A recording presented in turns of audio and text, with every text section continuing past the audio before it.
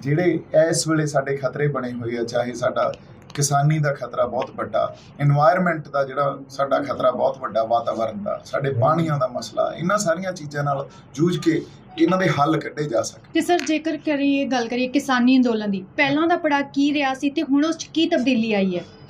ਦੇਖੋ, ਇਹ ਹਮੇਸ਼ਾ ਤੁਸੀਂ ਦੇਖੋ, ਸੰਘਰਸ਼ ਜਦੋਂ ਏਡੇ ਲੰਬੇ ਚੱਲਦੇ ਹੁੰਦੇ ਆ ਨਾ, ਤਾਂ ਸੰਘਰਸ਼ ਦੇ ਮੋਮੈਂਟਮ ਵੀ ਬਦਲਦੇ ਰਹਿੰਦੇ ਆ।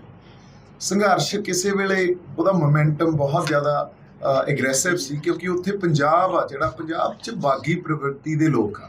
ਇਹ ਸਾਨੂੰ ਪਤਾ, ਅਸੀਂ ਬਾਗੀ ਲੋਕ ਆ। ਅਸੀਂ ਸਟੇਟ ਦੇ ਨਾਲ ਜਾਂ ਸਰਕਾਰਾਂ ਦੇ ਨਾਲ ਮੱਥਾ ਲਾਉਣ ਤੋਂ ਪਿੱਛੇ ਨਹੀਂ ਹਟਦੇ। ਸੋ ਇੱਕ ਵੇਲੇ ਉਹ ਪੰਜਾਬ ਦੇ ਹੱਥ 'ਚ ਸੀ, ਸੰਘਰਸ਼ ਪੰਜਾਬ ਦੇ ਲੋਕਾਂ ਦੇ ਹੱਥ 'ਚ ਸੀ, ਉਹਦਾ ਰੌਂ ਵੀ ਉਵੇਂ ਹੀ ਸੀ।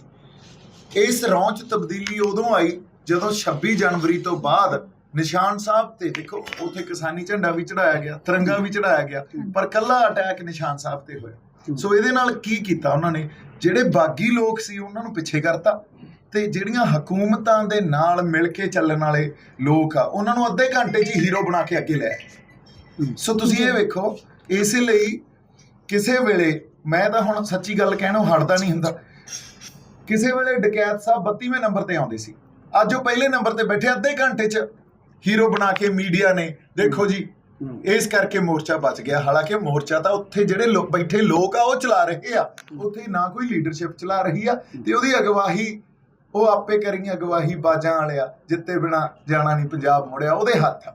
ਸੋ ਜਿਹੜੀ ਇਹ ਗੱਲ ਉੱਥੋਂ ਪਾਸੇ ਕਰਨੀ, ਇਹਦੇ ਤੇ ਹਕੂਮਤਾਂ ਦਾ ਜਾਂ ਉਹਨਾਂ ਸਰਕਾਰੀ ਏਜੰਸੀਆਂ ਦਾ ਕੰਮ ਆ ਵੀ ਇਸ ਸਪਿਰਿਟ ਨੂੰ, ਇਸ ਬਾਗੀ ਪ੍ਰਵਿਰਤੀ ਦੇ ਲੋਕਾਂ ਨੂੰ ਉੱਥੋਂ ਪਾਸੇ ਕਰ ਦਿਓ, ਤਾਂ ਕਿ ਅਸੀਂ ਬੜੇ ਢੰਗ ਨਾਲ ਮੋਰਚੇ ਨੂੰ ਹੈਂਡਲ ਕਰ ਸਕੀਏ ਤੇ ਉਹੀ ਵਰਤਾਰਾ ਵਾਪਰੇ। ਮਤਲਬ ਸਰ ਤੁਸੀਂ ਰਾਜਨੀਤਿਕ ਪਾਰਟੀਆਂ ਦਾ ਇਸ ਵਿੱਚ ਇਨਵੋਲਵਮੈਂਟ ਸਮਝਦੇ ਹੋ?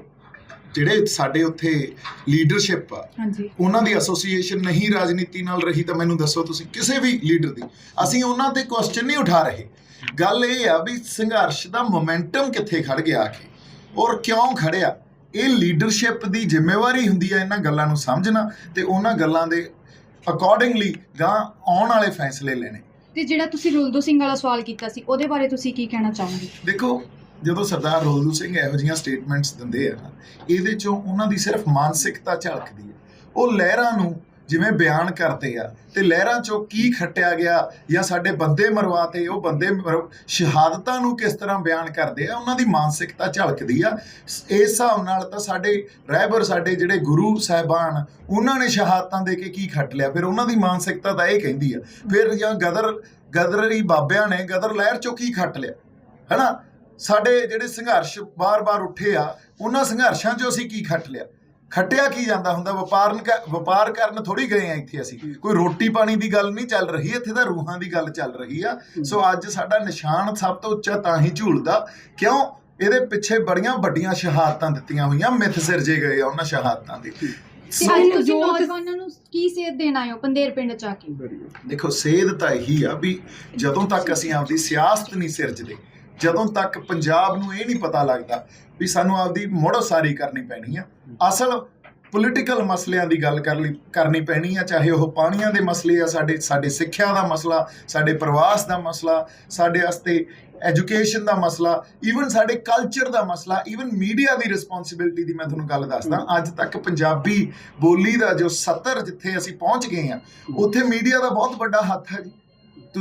ਮੈਂ ਬਹੁਤ ਜ਼ਿਆਦਾ ਜਰਨਲਿਜ਼ਮ ਕਿੱਡਾ ਰਿਸਪੌਂਸਿਬਲ, ਤੁਸੀਂ ਇਹ ਦੇਖ ਲਓ ਜੌਬ ਆ, ਪਰ ਉਹਨੂੰ ਜਿਸ ਤਰ੍ਹਾਂ ਅੱਜ ਕੱਲ੍ਹ ਦਾ ਜਰਨਲਿਜ਼ਮ ਹੋਇਆ ਪਿਆ, ਪੰਜਾਬੀ ਵੀ ਨਹੀਂ ਬੋਲਣੀ ਆਉਂਦੀ ਤੇ ਅਦਾਰਿਆਂ ਨੂੰ ਵੀ ਨਹੀਂ ਆਉਂਦੀ।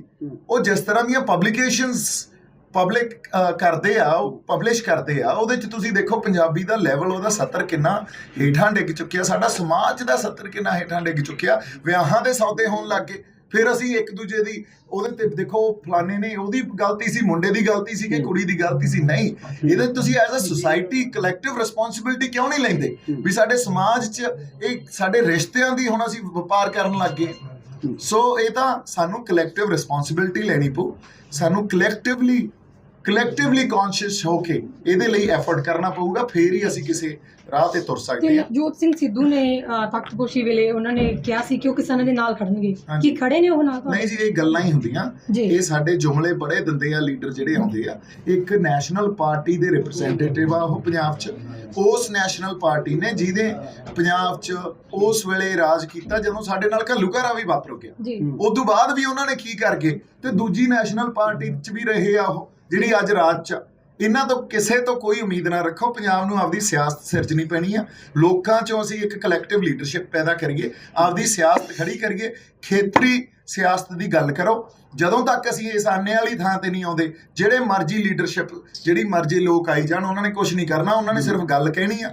ਅਸੀਂ ਫਿਰ ਉਧਰ ਨੂੰ ਉਲਰ ਜਾਾਂਗੇ ਵੀ ਨਵਾਂ ਕੋਈ ਬੰਦਾ ਆ ਗਿਆ ਖਲੇ, ਇਹ ਸਾਡਾ ਕੁਝ ਕਰ ਜੂਗਾ। ਕਰਨਾ ਕਰਾਉਣਾ ਕਿਸੇ ਨੇ ਕੁਝ ਨਹੀਂ। ਸਰ ਇੱਕ ਹੋਰ ਹੈਗਾ, ਅੱਜ ਤੁਸੀਂ ਪਿੰਡ ਪੰਧੇਰ ਪਹੁੰਚੇਗਾ, ਹੋਰ ਵੀ ਪੰਜਾਬ ਦੇ ਵਿੱਚ ਤੁਸੀਂ ਰਾਉਂਡ ਲਾਓਗੇ ਇਸ ਮਾਮਲੇ ਨੂੰ ਲੈ ਕੇ? ਹਾਂਜੀ, ਉਹ ਤਾਂ ਦੇਖੋ ਚੱਲ ਹੀ ਰਹੇ ਆ ਇਸ ਗੱਲਾਂ। ਇਹ ਜਿਹੜੀਆਂ ਆਪਾਂ ਕੀਤੀਆਂ ਅੱਜ, ਇਹ ਤਾਂ ਬੜੀ ਇੱਕ ਸੰਖੇਪ ਰੂਪ 'ਚ ਆਪਾਂ ਗੱਲ ਕੀਤੀ ਆ, ਪਰ ਇਹ ਤਾਂ ਲਗਾਤਾਰ ਹੀ ਆਪਣੀਆਂ ਜਿਹੜਾ ਇਹ ਸਿਲਸਿਲਾ ਇਹ ਤਾਂ ਚੱਲ ਹੀ ਰਿਹਾ। ਪੂਰੇ ਇਲੈਕਸ਼ਨ ਵੀ ਆ ਰਹੇ ਹੈਗੇ 2022 ਦੇ, ਤੇ ਉਹਨੂੰ ਕਿਵੇਂ ਦੇਖ ਰਹੇ ਹੈਗੇ ਜੀ ਤੁਸੀਂ? ਦੇਖੋ, ਇੱਕ ਹੋਰ ਅਸੀਂ ਇਹ ਚੀਜ਼ ਦੇਖਣ ਲੱਗ ਜਾਂਦੇ ਆ ਵੀ ਇਲੈਕਸ਼ਨ ਆ ਨਾ ਜਿਹੜੇ, ਉਹ ਪਤਾ ਨਹੀਂ ਕੀ ਹੱਲ ਕਰ ਦੇਣਗੇ। ਵੀ ਹੁਣ ਐ ਕਰੋ, ਆਪਾਂ ਚੋਣਾਂ ਲੜ ਲੈਂਦੇ ਆ, ਉਹਦੇ 'ਚੋਂ ਹੱਲ ਨਿਕਲ ਆਊ। ਨਹੀਂ, ਉਹਦੇ 'ਚੋਂ ਬੜਾ ਇੱਕ ਕੋਈ ਅੰਸ਼ਕ ਜਿਹਾ ਹੱਲ ਨਿਕਲੂਗਾ, ਕਿਉਂਕਿ ਸੀਐਮ ਦੀ ਪਾਵਰ ਤਾਂ ਨਗਰਪਾਲਿਕਾ ਦੇ ਪ੍ਰਧਾਨ ਜਿੰਨੀ ਹੋਈ ਖੜੀ ਆ।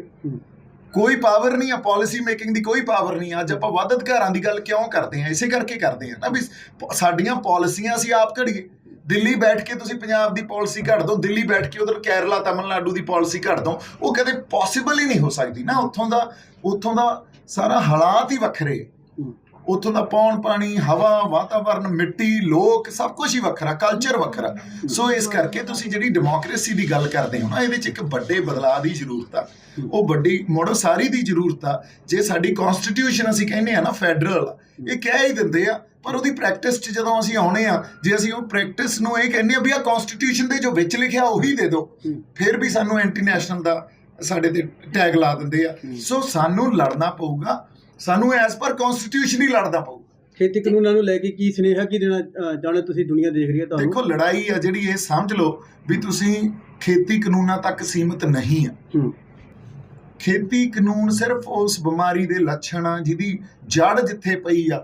ਜੇ ਅਸੀਂ ਉਹ ਜੜ ਨਹੀਂ ਪੱਟੀ ਤਾਂ ਫਿਰ ਇਹ ਲੱਛਣ ਵਾਰ-ਵਾਰ ਪੈਦਾ ਹੁੰਦੇ ਰਹਿਣਗੇ।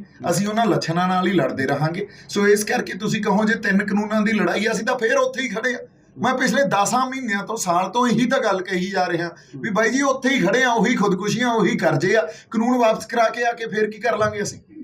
ਸੋ ਅਸੀਂ ਬਿਮਾਰੀ ਦੀ ਜੇ ਜੜ ਨਾ ਪੱਟੀ ਤੇ ਪੰਜਾਬ ਨੂੰ ਕੋਈ ਮਸਲਿਆਂ ਦਾ ਹੱਲ ਮਿਲ ਜੂ, ਏਡੇ ਵੱਡੇ ਸੰਘਰਸ਼ ਚੋਂ ਵੀ ਨਿਰਾਸ਼ਤਾ ਆਊਗੀ।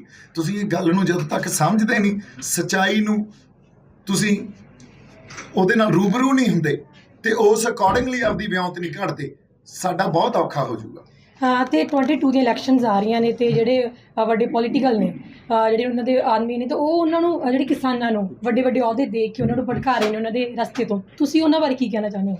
ਦੇਖੋ ਜੀ, ਗੱਲ ਆਈ ਹਾਂ, ਅੱਜ ਤੱਕ ਪੋਲੀਟੀਸ਼ੀਅਨਸ ਨੇ ਕੀਤਾ ਕੀ ਆ ਜੀ? ਉਹਨਾਂ ਨੇ ਵਰਗਲਾ ਕੇ ਲੋਕਾਂ ਨੂੰ ਵੋਟਾਂ ਲਈਆਂ। ਜੀ ਜੀ, ਬਿਲਕੁਲ, ਹਨਾ। ਉਹ ਮੈਨੀਪੂਲੇਸ਼ਨ ਆ।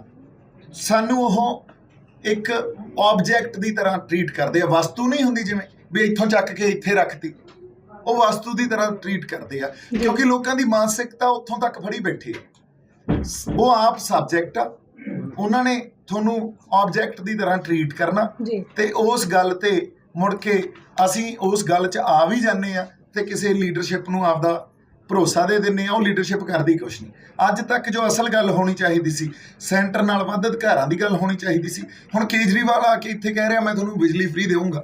ਤੁਸੀਂ ਇੱਕ ਗੱਲ ਸੋਚੋ ਵੀ ਸਾਨੂੰ ਜਿੱਥੇ ਐਡਾ ਸਾਡੇ ਕੋਲੇ ਰਿਚ ਸਟੇਟ ਸੀਗਾ ਤੇ ਸਾਨੂੰ ਲਿਆ ਕੇ ਖੜਾ ਕਿੱਥੇ ਕਰਤਾ? ਕਿਉਂਕਿ ਸਾਡੇ ਰਿਸੋਰਸਸ ਲੈ ਗਏ। ਦਿੱਲੀ ਨੂੰ ਅਸੀਂ ਪਾਣੀ ਦੇਈ ਜਾਂਦੇ ਆ, ਤੁਸੀਂ ਸਾਨੂੰ ਸਾਡੇ ਪਾਣੀ ਦਾ ਮੁੱਲ ਹੀ ਦੇ ਦਿਓ, ਸਾਨੂੰ ਕੋਈ ਫ੍ਰੀ ਬਿਜਲੀ ਨਹੀਂ ਚਾਹੀਦੀ। ਅਸੀਂ ਤੁਹਾਨੂੰ ਦਿੰਨੇ ਆ ਫ੍ਰੀ ਬਿਜਲੀ, ਅਸੀਂ ਤੁਹਾਨੂੰ ਪਾਣੀ ਦਿੰਨੇ ਆ, ਅਸੀਂ ਤੁਹਾਨੂੰ ਅਨਾਜ ਪੈਦਾ ਕਰ ਦਿੰਨੇ ਆ, ਤੇ ਤੁਸੀਂ ਸਾਨੂੰ ਆ ਕੇ ਆ ਫ੍ਰੀ ਬਿਜਲੀ ਤੇ ਅਨਾਜ ਦੇ ਲਾਲਚ ਦਿੰਨੇ ਹੋ। ਯਾਰ ਇਹ ਪੰਜਾਬ 'ਚ ਨਹੀਂ ਚੱਲਣੀ ਗੱਲ। ਸੋ ਇਹ ਦਿੱਲੀ 'ਚ ਚੱਲ ਗਈ, ਜਿੱਥੇ ਕੱਟ ਥਰੋਟ ਇੱਕ ਲਾਈਫ ਸਟਾਈਲ ਆ ਲੋਕਾਂ ਦਾ। ਪੰਜਾਬ 'ਚ ਨਹੀਂ ਇਹ ਗੱਲ ਚੱਲਣੀ। ਸੋ ਪੰਜਾਬ 'ਚ ਬਹੁਤ ਮਸਲੇ ਆ ਲੋਕਾਂ ਕੋਲੇ, ਹੋਰ ਤਰ੍ਹਾਂ ਦੇ ਮਸਲੇ ਆ। ਪਛਾਣ ਦਾ ਮਸਲਾ ਸਾਡਾ ਸਭ ਤੋਂ ਵੱਡਾ।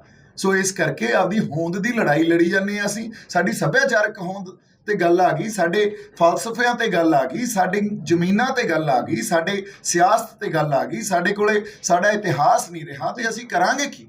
ਤੇ ਅਖੀਰ ਦੇ ਵਿੱਚ ਤੁਸੀਂ ਨੌਜਵਾਨਾਂ ਨੂੰ ਕੀ ਸੇਧ ਦੇ ਕੇ ਜਾਓਗੇ ਤੇ ਕਿਸਾਨੀ ਅੰਦੋਲਨ ਬਾਰੇ ਕੀ ਕਹਿਣਾ ਚਾਹੋਗੇ? ਦੇਖੋ ਜੀ, ਮੈਂ ਤਾਂ ਇੱਕ ਗੱਲ ਜਾਣਦਾ ਵੀ ਜਿਹੜੀ ਨੌਜਵਾਨੀ ਹੈ ਨਾ ਅੱਜ ਸਾਡੀ, ਉਹਨੇ ਹੀ ਇਹ ਅੰਦੋਲਨ ਲੜਿਆ ਬੜੀ ਜ਼ਿੰਮੇਵਾਰੀ ਨਾਲ। ਕੋਈ ਖੈਬੜਬਾਜ਼ੀ ਨਹੀਂ, ਕਿਸੇ ਤਰ੍ਹਾਂ ਦਾ ਕੋਈ ਹੁੱਲੜਬਾਜ਼ੀ ਨਹੀਂ ਹੋਈ। ਉੱਥੇ ਦਿੱਲੀ ਵੀ ਗਏ ਤਾਂ ਦਿੱਲੀ ਜਾ ਕੇ ਨਾ ਕੋਈ ਲੁੱਟ, ਨਾ ਕੋਈ ਸੁੱਟ, ਨਾ ਕੋਈ ਦੁਕਾਨ ਲੁੱਟੀ, ਨਾ ਕੋਈ ਘਰ ਲੁੱਟਿਆ, ਨਾ ਕੋਈ ਅਸੀਂ ਕਿਸੇ ਤੇ ਇਹ ਵੀ ਹਮਲੇ ਕੀਤੇ ਜਿਸ ਤਰ੍ਹਾਂ ਉਹਨਾਂ ਨੇ ਦਿਖਾਇਆ। ਉਹ ਤਾਂ ਪੁਲਿਸ ਨੇ ਡੰਡਾ ਉੱਥੇ ਵਰਾਉਣਾ ਸ਼ੁਰੂ ਕੀਤਾ ਤਾਂ ਸਾਡੇ ਨਿਹੰਗ ਸਿੰਘ ਜਥੇਬੰਦੀਆਂ ਪੈ ਗਈਆਂ ਉਹਨਾਂ ਨੂੰ। ਸਾਡੀ ਨੌਜਵਾਨੀ ਨੇ ਤਾਂ ਪੁਲਿਸ ਵਾਲੇ ਵੀ ਬਚਾਏ ਆ, ਪਰ ਉਹ ਕਦੇ ਦਿਖਾਉਣਗੇ ਨਹੀਂ। ਸੋ ਸਾਡੀ ਨੌਜਵਾਨੀ ਨੇ ਬੜੀ ਜ਼ਿੰਮੇਵਾਰੀ ਨਾਲ ਇਹ ਸੰਘਰਸ਼ ਵੀ ਲੜਿਆ। ਇੱਕ ਨਵੀਂ ਤਰ੍ਹਾਂ ਦੀ ਉਹਨਾਂ 'ਚ ਸੋਚ ਆ। ਮੈਂ ਨੌਜਵਾਨੀ ਨੂੰ ਹਮੇਸ਼ਾ ਹੀ ਕਹਿ ਰਿਹਾ ਵੀ ਇਹੀ ਪੰਜਾਬ ਦਾ ਹੁਣ ਭਵਿੱਖ ਆ। ਇਸ ਨੌਜਵਾਨੀ ਦੇ ਅੰਦਰ ਉਹ ਡਰ ਵੀ ਨਹੀਂ ਜੋ ਅਸੀਂ ਸੰਤਾਪ ਹੰਢਾਇਆ ਨਾ, ਜਿੰਨਾ ਸਾਡੇ ਤੇ ਸਟੇਟ ਨੇ ਜ਼ੁਲਮ ਕੀਤਾ, ਤੇ ਸਾਡੇ ਇਦੋਂ ਪਹਿਲਾਂ ਵਾਲੀ ਜਿਹੜੀ ਇੱਕ ਜਨਰੇਸ਼ਨ ਸੀ ਉਹਨਾਂ ਤੇ ਇੱਕ ਮਾਨਸਿਕ ਡਰ ਵੀ ਰਿਹਾ। ਇਹਦੇ ਤੇ ਇਹਨਾਂ ਨੇ ਉਹ ਡਰ ਵੀ ਤੋੜਤਾ। ਉਹ ਕੱਲੇ ਬੈਰੀਕੇਡ ਨਹੀਂ ਭੰਨੇ, ਇਹਨਾਂ ਨੇ ਉਹ ਡਰ ਭੰਨ ਕੇ ਸਟੇਟ ਦਾ ਤੇ ਉਹ ਦਿੱਲੀ ਜਾ ਕੇ ਬਹਿ ਗਏ। ਉਹ ਨੌਜਵਾਨਾਂ ਨੇ ਹੀ ਬਿਠਾਇਆ ਨਾ। ਸੋ ਨੌਜਵਾਨਾਂ ਨੂੰ ਸੰਦੇਸ਼ ਨਹੀਂ ਆ, ਸੰਦੇਸ਼ ਤਾਂ ਉਸ ਲੀਡਰਸ਼ਿਪ ਨੂੰ ਆ ਜਿਹੜੀ ਇਸ ਨੌਜਵਾਨੀ ਨੂੰ ਸਮਝ ਹੀ ਨਹੀਂ ਪਾਈ, ਹਜੇ ਤੱਕ ਨਹੀਂ ਸਮਝ ਰਹੀ ਵੀ ਤੁਸੀਂ ਜਦੋਂ ਤੱਕ ਇਹਨਾਂ ਨੂੰ ਆਪਦੇ ਨਾਲ ਲੈ ਕੇ ਨਹੀਂ ਤੁਰੋਗੇ ਤਾਂ ਸੰਘਰਸ਼ ਦਾ ਉਹ ਰੌਂ ਤੇ ਸੰਘਰਸ਼ ਦਾ ਉਹ ਰੁੱਖ ਨਹੀਂ ਬਣਨਾ ਜੋ 26 ਤੱਕ ਬਣਿਆ ਹੋਇਆ ਸੀ ਉੱਥੇ। ਸਰ ਅੱਗੇ ਰਣਨੀਤੀ ਕੀ ਹੋਊਗੀ ਤੁਹਾਡੀ? ਮੇਰੀ ਰਣਨੀਤੀ ਤਾਂ ਜੀ ਆਏ ਆ ਵੀ ਸਾਡੀ ਸਾਰਿਆਂ ਦੀ ਸਾਂਝੀ ਰਣਨੀਤੀ ਕੀ ਹੋਣੀ ਚਾਹੀਦੀ ਆ। ਸਵਾਲ ਤਾਂ ਇਹ ਹੋਣਾ ਚਾਹੀਦਾ ਮੈਂ ਇਕੱਲਾ ਕੀ ਕਰ ਲੂੰਗਾ। ਮੈਂ ਤਾਂ ਇਹ ਕਹਿ ਰਿਹਾ ਇੱਥੇ ਕਲੈਕਟਿਵ ਲੀਡਰਸ਼ਿਪ ਪੈਦਾ ਕਰਨ ਦੀ ਜ਼ਰੂਰਤ ਆ। ਸੋ ਸਾਡੀ ਸਾਂਝੀ ਰਣਨੀਤੀ ਕੀ ਬਣੇ, ਸਾਡੇ ਲੋਕਾਂ ਦੀ ਸਾਂਝੀ ਰਣਨੀਤੀ ਕੀ ਬਣੇ, ਇਸ ਸਵਾਲ ਤੇ ਆਈਏ ਆਪਾਂ। ਸੋ ਇਕੱਲੇ ਬੰਦੇ ਦੀ ਵੱਸ ਦੀ ਗੱਲ ਨਹੀਂ ਆ। ਮੈਨੂੰ ਤਾਂ ਸਿੰਗਲ ਆਊਟ ਟਾਰਗੇਟ ਕਰਕੇ ਕੀਤਾ ਹੀ ਸੀ ਨਾ। ਤੁਸੀਂ ਵੇਖੋ 26 ਨੂੰ ਮੇਰੇ ਨਾਲ ਸਾਰੀ ਖਲਕਤ ਹੀ ਉਲਟ ਕਰਾਤੀ ਸੀ, ਭੁਗਤ ਵੀ ਗਈ ਸੀ। ਲੋਕਾਂ ਨੂੰ ਐਂ ਵੀ ਲੱਗ ਗਿਆ ਵੀ ਪਤਾ ਨਹੀਂ ਕੀ ਗਲਤ ਹੋ ਗਿਆ, ਹਾਲਾਂਕਿ ਗਲਤ ਕੁਝ ਨਹੀਂ ਹੋਇਆ। ਅੱਛਾ, ਜਿਹੜਾ ਜਗਰਾਜ ਉੱਤੇ ਵੀ ਚੜ ਕੇ ਨਿਸ਼ਾਨ ਸਾਹਿਬ ਲਾ ਕੇ ਆਇਆ, ਬਾਰੇ-ਬਾਰ ਬੇਲ ਹੋ ਜਾਂਦੀ ਹੈ। ਹੋਰ ਬੰਦਿਆਂ ਦੀ ਬਾਰੇ-ਬਾਰ ਬੇਲ, ਸਾਡੇ ਲੱਖੇ ਦੀ ਬਾਰੇ-ਬਾਰ ਬੇਲ ਹੋ ਜਾਂਦੀ ਹੈ। ਪਰ ਜੇ ਦੀਪ ਸਿੱਧੂ ਦੀ ਬਾਰੇ-ਬਾਰ ਬੇਲ ਹੋ ਜਾਂਦੀ, ਜਿਉਣ ਦੇਣਾ ਸੀ ਮੈਨੂੰ? ਕਿਸੇ ਨੇ ਨਹੀਂ ਜਿਉਣ ਦੇਣਾ ਸੀ। ਇਹ ਨਹੀਂ ਵੀ ਉਹ ਬੰਦਿਆਂ ਦੀ ਕਿਉਂ ਹੋਈ ਆ, ਕਿਉਂਕਿ ਕੁਝ ਗਲਤ ਹੀ ਨਹੀਂ ਹੋਇਆ ਤਾਂ ਹੋਣੀ ਹੋਈ ਸੀ ਨਾ। ਪਰ ਤੁਹਾਡੀ ਮਾਨਸਿਕਤਾ ਫੜ ਲਈ ਨਾ ਉਹਨਾਂ ਨੇ। ਚਲਾ ਚੈਨਲਾਂ ਤੇ ਦੇ ਬਿਆਨ, ਉਧਰੋਂ ਸਰਕਾਰ ਲੱਗੀ ਆ, ਉਧਰੋਂ ਆਪਦੇ ਬੰਦੇ ਹੀ, ਉਹਨਾਂ ਨੂੰ ਸਮਝ ਹੀ ਨਹੀਂ ਆ ਰਹੀ ਗੱਲ ਕੀ ਕਰ ਰਹੇ ਆ ਉਹ। ਸੋ ਇਸ ਕਰਕੇ ਮੈਨੂੰ ਐਂ ਲੱਗਦਾ ਇੱਕ ਕਲੈਕਟਿਵ ਕੌਨਸ਼ੀਅਸਨੈਸ ਪੈਦਾ ਕਰੋ। ਹੁਣ ਮੇਰੀ ਰਣਨੀਤੀ ਕੀ ਹੋਵੇ ਇੰਪੋਰਟੈਂਟ ਨਹੀਂ ਆ, ਸਾਡੀ ਰਣਨੀਤੀ ਕੀ ਹੋਵੇ ਇਹ ਜ਼ਿਆਦਾ ਇੰਪੋਰਟੈਂਟ ਹੈ। ਤੇ ਗੁਰਨਾਮ ਚੰਡੂਨੀ ਨੂੰ ਹੁਣੇ ਉਹਨੇ ਸਸਪੈਂਡ ਕੀਤਾ, ਤੁਸੀਂ ਉਹਨਾਂ ਬਾਰੇ ਕੀ ਕਹਿਣਾ ਚਾਹੁੰਦੇ ਹੋ? ਦੇਖੋ, ਚੜੂਨੀ ਸਾਹਿਬ ਨੇ ਬੜੀ ਕੰਟਰੀਬਿਊਟ ਕੀਤਾ ਸੰਘਰਸ਼ 'ਚ। ਹਾਲਾਂਕਿ ਮੇਰੇ ਵਿਰੁੱਧ ਉਹਨਾਂ ਨੇ 26 ਨੂੰ ਬਿਆਨ ਦਿੱਤੇ ਆ, ਪਰ ਉਹ ਇੰਪੋਰਟੈਂਟ ਨਹੀਂ, ਉਹ ਮੈਟਰ ਨਹੀਂ ਕਰਦੀ ਗੱਲ ਮੇਰੇ ਲਈ, ਹਨਾ। ਮੈਂ ਇੱਕ ਕਲੈਕਟਿਵ ਗੱਲ ਸੋਚਦਾ, ਉਹ ਇਹਨਾਂ ਗੱਲਾਂ ਤੋਂ ਉੱਤੇ ਉੱਠ ਕੇ ਗੱਲ ਸੋਚੀ ਜਾਂਦੀ ਹੁੰਦੀ ਆ। ਵਿਜ਼ਨਰੀ ਬਣਨਾ ਪੈਂਦਾ ਹੁੰਦਾ ਜਦੋਂ ਇੱਕ ਲੀਡਰ ਆ ਕੋਈ ਵੀ, ਉਸ ਲੀਡਰਸ਼ਿਪ ਨੂੰ ਆਉਣ ਵਾਲੇ ਸਮੇਂ 'ਚ ਜੋ ਵਰਤਾਰੇ ਵਾਪਰਨੇ ਆ ਉਹਦੇ ਕੌਨਸੀਕੁਐਂਸਿਸ ਕੀ ਆ ਇਹ ਦੇਖਣਾ ਪੈਂਦਾ ਹੁੰਦਾ। ਮੈਨੂੰ ਐਂ ਲੱਗਦਾ ਉਹਨਾਂ ਦਾ ਸੰਘਰਸ਼ 'ਚ ਬਹੁਤ ਵੱਡਾ ਯੋਗਦਾਨ ਆ। 25 ਨਵੰਬਰ ਨੂੰ ਸੰਘਰਸ਼ ਦਾ ਇੱਕ ਜਿਹੜਾ ਇੱਕ ਰੁੱਖ ਬਣਿਆ ਸੀ ਨਾ, ਉਹ ਚੜੂਨੀ ਸਾਹਿਬ ਨੇ ਹੀ ਉੱਥੇ ਬਣਾਤਾ ਸੀ। ਜਦੋਂ 25 ਨਵੰਬਰ ਨੂੰ ਉਹ ਦਿੱਲੀ ਵੱਲ ਨੂੰ ਤੁਰੇ ਤੇ ਉਹਨਾਂ ਨੇ ਗਾਂ ਸੋਨੀਪਤ ਜਾਂ ਪਾਣੀਪਤ ਜਾ ਕੇ ਡੇਰੇ ਲਾਏ ਆ। ਆਪਾਂ ਤਾਂ 26 ਨੂੰ ਤੁਰੇ ਆ ਨਾ, ਉਹ 25 ਨੂੰ ਹੀ ਤੁਰ ਪਏ ਸੀ। ਸੋ ਉਹਨਾਂ ਦਾ ਬੜਾ ਵੱਡਾ ਯੋਗਦਾਨ ਆ ਸੰਘਰਸ਼ 'ਚ। ਇਸ ਕਰਕੇ ਇਹ ਗੱਲ ਕਰਨੀ ਵੀ ਉਹਨਾਂ ਨੂੰ ਅਸੀਂ ਸਸਪੈਂਡ ਕਰਦੇ ਹਾਂ, ਔਰ ਉਹਨਾਂ ਨੇ ਇੱਕ ਸਿੰਪਲ ਸਟੇਟਮੈਂਟ ਦਿੱਤੀ ਵੀ ਤੁਸੀਂ ਜੇ ਚੋਣਾਂ 'ਚ ਵੀ ਆਪਦੀ ਕੋਈ ਰਿਪਰੈਜ਼ੈਂਟੇਸ਼ਨ ਰੱਖੋ। ਜ਼ਰੂਰੀ ਥੋੜੀ ਉਹੀ ਲੀਡਰਸ਼ਿਪ, ਰਵਾਇਤੀ ਲੀਡਰਸ਼ਿਪ ਜਿਹੜੀ ਸਾਲਾਂ ਤੋਂ ਸਾਡੇ ਉੱਤੇ ਰਾਜ ਕਰ ਰਹੀ, ਅਸੀਂ ਉਹਨੂੰ ਲੀਡਰ ਬਣਾਉਣਾ। ਅਸੀਂ ਆਪ ਲੀਡਰ ਬਣ ਕੇ ਕੁਛ ਨਾ ਕੁਛ ਉੱਥੋਂ ਵੀ ਰਿਆਇਤ ਲਈਏ। ਇਹਦੇ 'ਚ ਮੈਨੂੰ ਲੱਗਦਾ ਕੋਈ ਗਲਤ ਗੱਲ ਹੈ ਨਹੀਂ ਸੀ। ਸੋ ਇਸ ਗੱਲ ਨੂੰ ਕਿਸੇ ਹੋਰ ਢੰਗ ਨਾਲ ਇੰਟਰਪ੍ਰੇਟ ਕਰਕੇ ਤੇ ਉਹਨਾਂ ਨੂੰ ਉੱਥੋਂ ਲਾਂਭੇ ਕਰ ਦਿੱਤਾ ਗਿਆ। ਸੋ ਮੈਨੂੰ ਐਂ ਲੱਗਦਾ ਵੀ ਸਾਨੂੰ ਇਹਨਾਂ ਗੱਲਾਂ ਬਾਰੇ ਬੜਾ ਸੁਚੇਤ ਹੋ ਕੇ ਤੇ ਸੁਹਿਰਦ ਹੋ ਕੇ ਸੋਚਣਾ ਚਾਹੀਦਾ।